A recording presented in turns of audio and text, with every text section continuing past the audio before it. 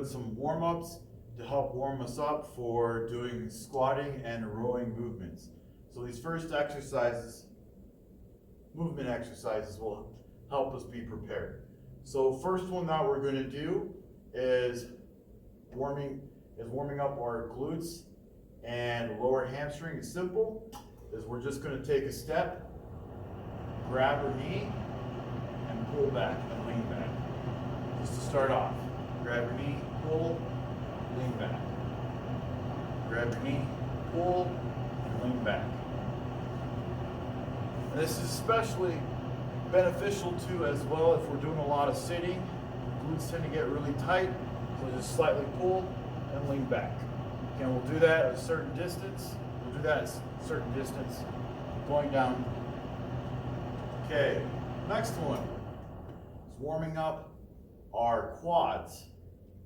Same instance of walking forward, and then what you're going to do is you're going to grab the bottom part or the top part of your shoe and pull back here and pull. Take a step, pull, take a step and pull, take a step and pull. We'll do that, and you'll do that for a certain distance. So now that our hamstrings and quads are warmed up, next is the inner portion of your leg. So what we'll do is facing forward, certain direction, we'll go down and back. So first we'll do the stretch. We'll pretend that we're going over a piece of rope. And now for the movement, now we'll pretend that we're going under. So you'll slide under, come down, and across. Over, under, over, under. Same thing back.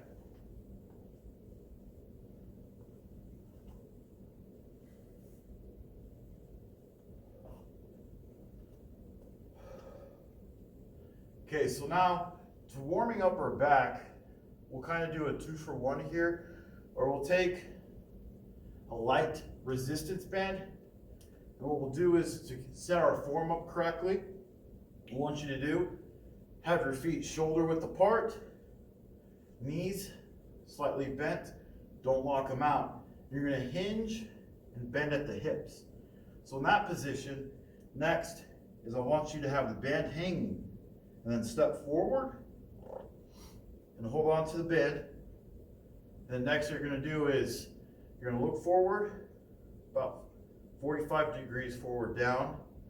Then you're going to bend and hinge at the hips. Tighten your stomach. Keep your back straight. And next is you're going to pull up on the band.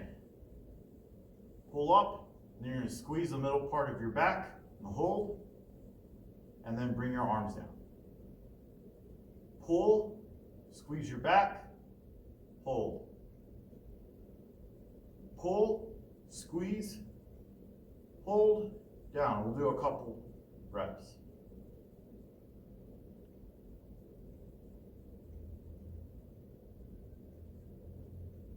And as you're pulling, you really want to squeeze your abs so that you're keeping your back straight and looking forward. You don't want to look down, because if you look down, it can cause you to curve your back and fall forward if you're out of control. Okay, next is warming up for squats. So same instance here with the setup is have your feet shoulder width apart, but now we'll add feet pointed outward. You can go a little bit wider depending. And hinge at the hips, slight crease in your knees as well. And as you come down, you're going to push your hips backward, like you're pretending like you're going to sit in a chair that's a little bit far back, like you're trying to be really careful. And as you're coming down, I want you to squeeze your abs, brace. You're going to keep your chest up and upright. And as you come down, force your knees outward. And then on the way up, keep your knees forced outward. Stay up, push your hips back, knees upward. We'll do 5 more.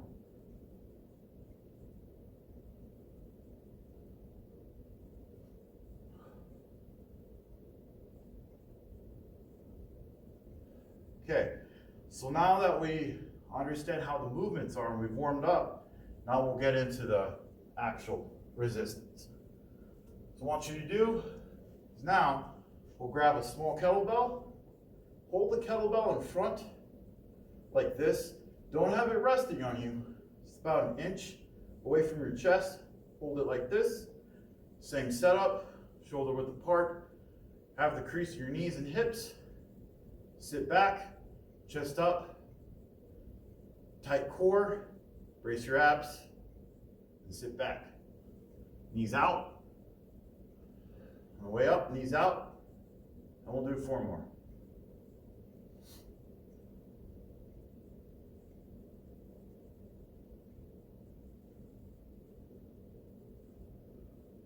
Okay, perfect.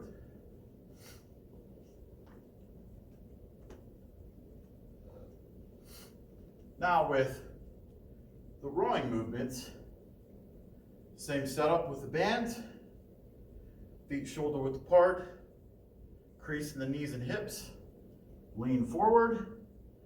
You'll be holding onto weights, arms straight. You're going to pull, pause and squeeze the middle of your back, and down. Pull, pause and squeeze, down. We'll do a couple reps.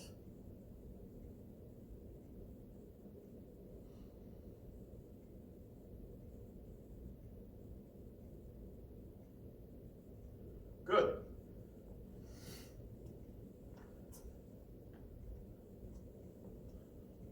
So for post-rehab stretching, so that now that we did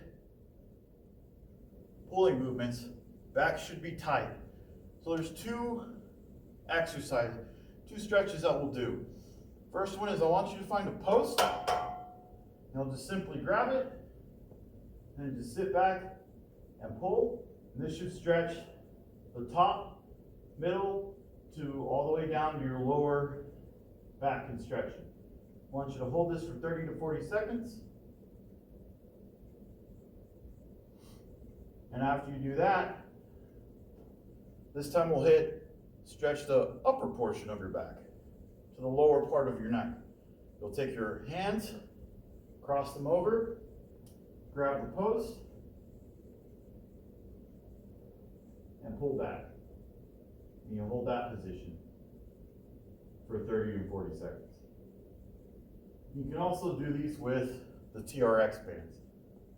Pulling back, crossing, pull back. Okay, now for our legs, our lower extremities, we'll take the thicker resistance band and we'll stretch quads, glutes, hamstrings. So first is a hamstring. You'll have the leg that's not being stretched straight out, toe pointed up.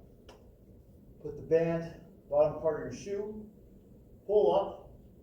I want you to pull till there's a slight stretch. And you'll hold that for 30 to 40 seconds. And you'll do that twice. Then to stretch your glutes and the outer portion of your hip, you'll come and lay on your side. Bring your foot down as close to the ground as you can. And then you'll pull up on the band. And try to have your shoulders, try to have both shoulders touching the ground if you can. And pull up on the band so you feel a slight stretch. And that'll hit the outer portion of your hip and your glute. Now, after you do that, we'll stretch the quad. And what you do is you just bring your leg behind you, have it in line with your body, and it'll pull up on the band. Don't have your knee outward like this, because that can put a lot of pressure on your hip.